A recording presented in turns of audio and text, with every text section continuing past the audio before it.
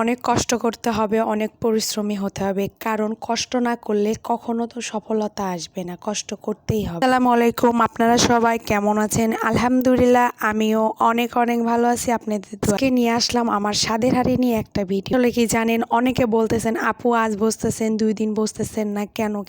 আমাদের সমস্যার কারণে ঠিক মতো বসতে পারতেছেন। এখন 2-1 দিন পর পর বসি বা বসতেছি, কিছুদিন পর অবশ্যই সবকিছু ঠিক হয়ে গেলে আবার বসবো। এখনো বসতে সবাই স্বাদের হাঁড়িতে আসবেন, সবাই খাবেন, নতুন নতুন সব আইটেম আছে। সব কষ্ট করার পরও আপনাদের মুখের হাসিটা দেখে আমার সব থেকে ভালো লাগে। যখন রিভিউ আসে যে না আপু অনেক ভালো হয়েছে, তখন এই কথা শোনার পরে অনেক অনেক শান্তি লাগে যে না, আমি এত কষ্ট করার পরও যে আমার রিভিউ ভালো আসতেছে, এতে আমি খুশি। আর আমাদের এখানে হোম ডেলিভারি হয়।